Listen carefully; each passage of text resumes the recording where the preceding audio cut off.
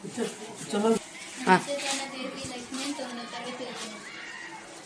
Sir నా పేరు G Durgababu నేను 9th క్లాస్ చదువుతున్నాను నమస్తే సార్ నా పేరు డీమన్ పంట 9వ క్లాస్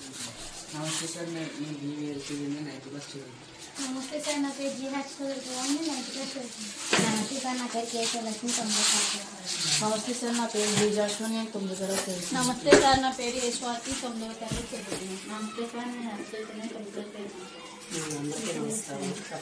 నమస్తే సార్ మేము మన జడ్పీఎస్సీ గుడివాళ్ళ సురక్షణ విద్యార్థులు ఈరోజు మేము ఇంటర్వ్యూ ప్రోగ్రామ్ ద్వారా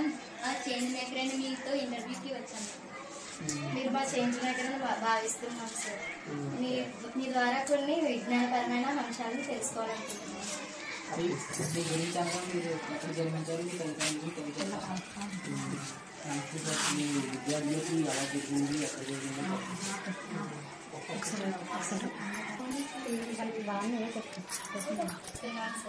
మీరు విజ్ఞానపరమైన అంశాల గురించి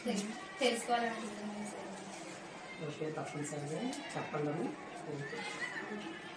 మీ గురించి మీ తల్లిదండ్రులు మీరు ఎక్కడ జన్మించారు మీ తల్లిదండ్రులు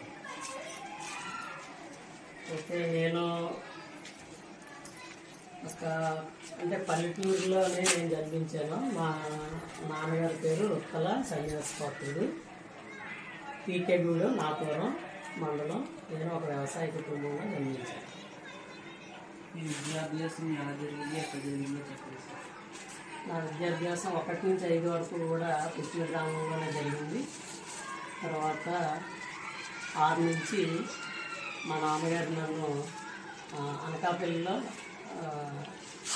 జడ్పై స్కూల్ కసింకోటలో వేయడం జరిగింది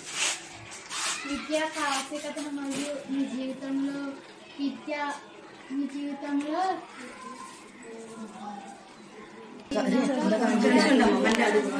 విద్యా ఆవశ్యకత మరియు మీ జీవితంలో ఉన్నత శిఖరాలను అధిగమించుటకు విద్య ఏ విధంగా తోడ్పడుతుందో తెలియజేయగలరా సార్ సో విద్య మానవ అభివృద్ధికి ఎంత తోడ్పడుతుంది అన్నది దానికి నన్నే ఉదాహరణగా తీసుకోవచ్చు నేను గ్రామంలో పుట్టినప్పటికీ కూడా మా రిలేటివ్స్ వాళ్ళు గవర్నమెంట్ జాబ్ కసింకోటలో చేస్తున్నందువలన ఆ రోజుల్లోనే మా నాన్నగారు అంటే మా పిల్లి వాళ్ళ ఇంటి దగ్గర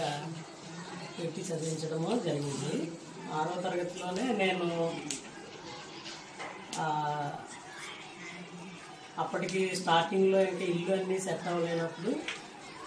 ఒక హోటల్లో 3 పూటలు భోజనం చేస్తూ నెలకి 150 రూపాయల చొప్పున ఒక హౌస్ రెంట్కి తీసుకొని హోటల్లో భోజనం చేస్తూ నేను 6వ తరగతిలోనే నేను పాఠశాలకి వెళ్తూ ఉండేవాడిని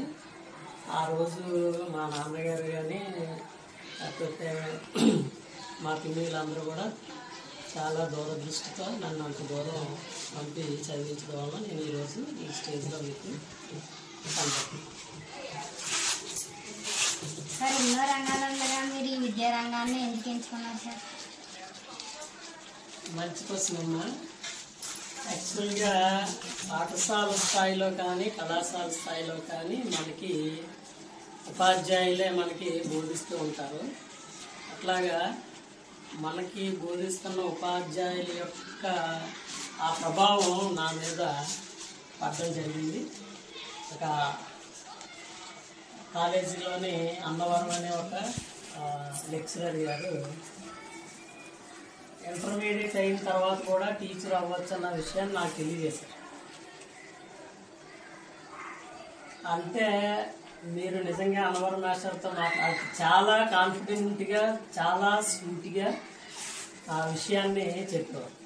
ఆయన ఒక మాట చెప్పారంటే ఆ మాట మనకి మనసులోకి వెళ్ళిపోతుంది సో ఆ రోజు ఆయన చెప్పిన మాటల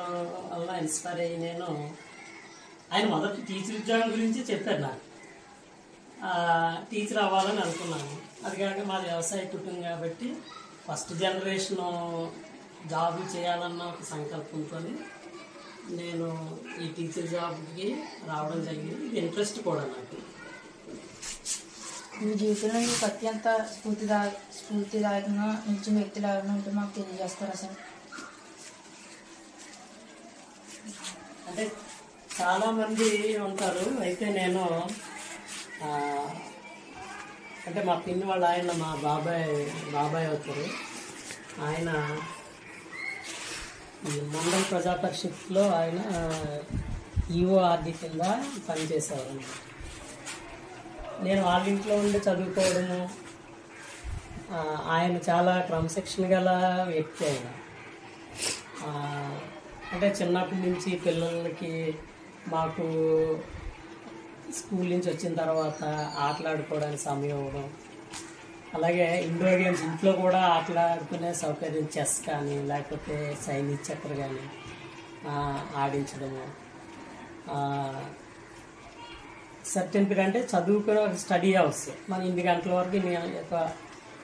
6 గంటల నుంచి 9 గంటల వరకు చదవాలంటే ఒక స్టిపులేటెడ్ టైమ్స్ ఆయన పెట్టడము.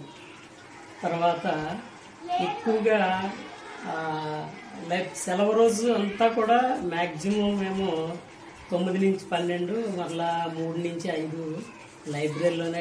గడపడం. అంటే మా ఫ్యామిలీలో ఆయన చదువుకొని ఒక క్రమశిక్షణగా ఉండడం, ఆయన మార్గదర్శకత్వంలోనే మేము కూడా చదవడము. ఇంకోటి ఏంటంటే మాకు ఏ డౌట్లు వచ్చినా సరే ఆయనే క్లియర్ చేసేవారు. మేము బయట పాఠశాలలో చదువుతున్న టీచర్లే ట్యూషన్ కూడా వెళ్ళేవాళ్ళమి.